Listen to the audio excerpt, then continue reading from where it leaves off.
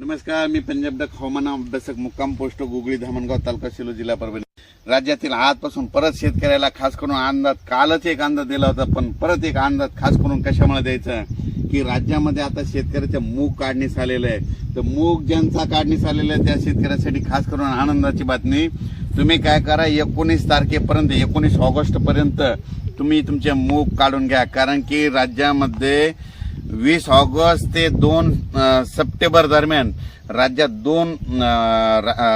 बंगालच्या खाडीमध्ये 2 low pressure तयार होणार आहेत आणि त्याचा पाऊस मात्र महाराष्ट्र आणि कर्नाटकमध्ये पडणार आहे. म्हणून हा अंदाज लक्षात घ्यायचा. म्हणून सर्व शेतकऱ्याला सांगू इच्छितो की राज्यामध्ये आजपासूनच काही भागात सूर्यदर्शन होणार आहे, पण 12 पासून मात्र राज्यात सर्वत्र सगळीकडे एकदम कडक सूर्यदर्शन होणार आहे. म्हणून ही खास करून शेतकऱ्यांसाठी आनंदाची बातमी. राज्यातील सर्व शेतकऱ्याला सांगू इच्छितो की राज्यामध्ये आज 10 आणि 11 आणखीन 2 दिवस थोडं भाग बदलत थोडे सरी येणार आहेत, म्हणून हा अंदाज लक्षात द्यायचा.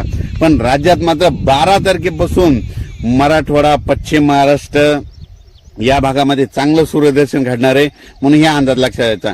आता नेमकं 12 तारखेपासून सूर्यदर्शन कोणत्या कोणत्या जिल्ह्यात जास्त होणार आहे हे तुम्हाला सांगतो.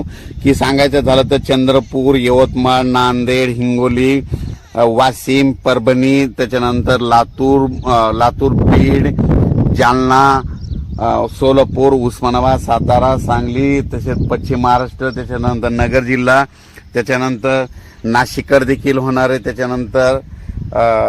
त्याच्यानंतर परत इकडं संभाजीनगर होणार आहे, जळगावकडे होणार आहे, बुलढाण्याकडे होणार आहे. पण ह्या जिल्ह्यामध्ये चांगलं सूर्यदर्शन घडणार आहे, म्हणून हा अंदाज लक्षात द्यायचा.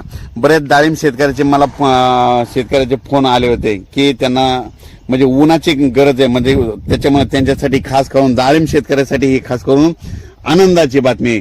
त्याच्यानंतर ज्यांचा मूग काढणीस आलेला आहे त्या शेतकऱ्यांचं, कारण की राज्यामधली परिस्थिती बघितल्याच्या नंतर फेरफटका मारल्याच्या नंतर बऱ्याच शेतकऱ्याचा मूग काढणीस आलेला आहे.